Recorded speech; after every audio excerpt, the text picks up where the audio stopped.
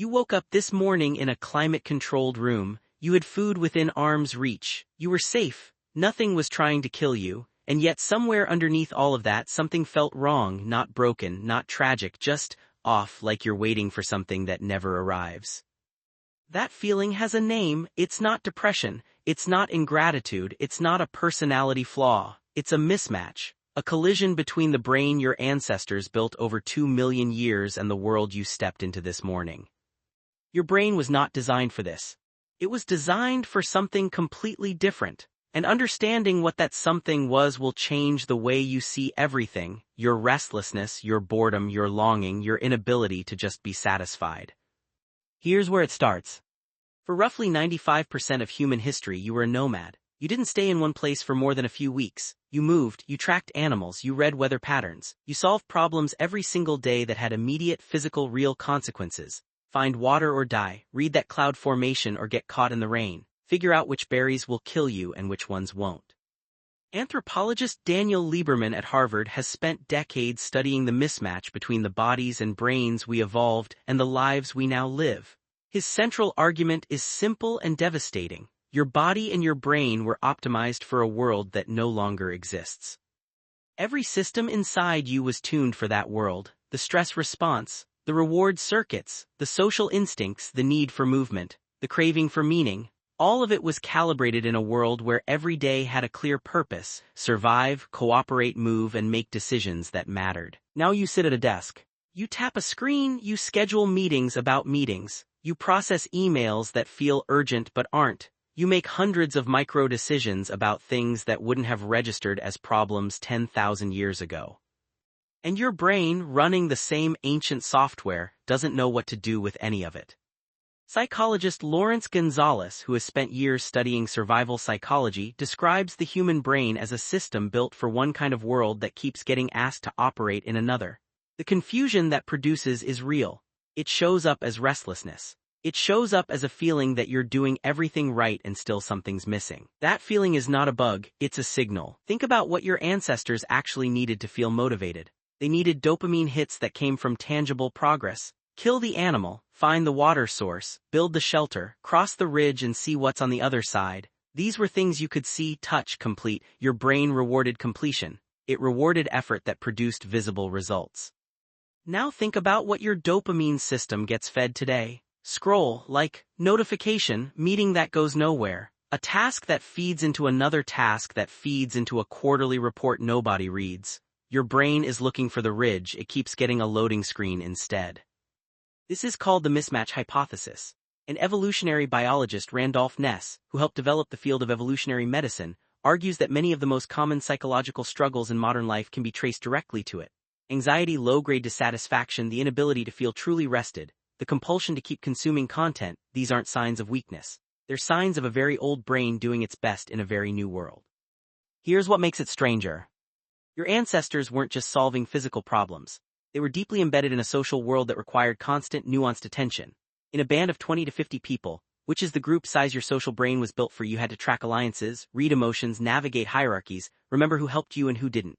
Your social intelligence was exercised every single day in ways that had direct consequences for your survival and your belonging. Today you interact with hundreds of people, sometimes thousands, often through a screen, often briefly, often without any real depth. Your social brain, built for depth, for reciprocity, for a small tight web of meaningful bonds, is being asked to process a flood of shallow surface contacts instead. And it doesn't know what to do with that either. The loneliness epidemic that researchers have been tracking for the past 2 decades is not simply about being alone. You can be surrounded by people and feel it. You can be constantly connected and feel it. What your brain is actually craving is the kind of social density your ancestors had. The kind where someone knows your history, where your presence is noticed when you're gone, where what you do affects the people you love directly and immediately. That is what belonging meant for 99% of human existence, and most modern lives provide something much flatter in its place. Here's the counterintuitive part. The problem isn't that life is too hard. The problem in many ways is that it's not hard enough in the right ways. Your brain was calibrated for a level of physical and cognitive challenge that modern life, for all its real complexity, often doesn't deliver. The challenge your ancestors faced was embodied. It was spatial. It required your whole body, your full attention, and produced immediate feedback. Modern challenges, navigating bureaucracy, managing your inbox, sitting in traffic, produce the stress without the release. They activate your threat response without ever letting you sprint, fight, climb, or resolve. Your cortisol rises and has nowhere to go. Lieberman calls this the paradox of modern comfort. The very things designed to make your life easier may be making your mind more restless. Not because comfort is bad, but because your brain interprets the absence of physical challenge as a sign that something is wrong. As a sign that you're not doing what you're supposed to be doing.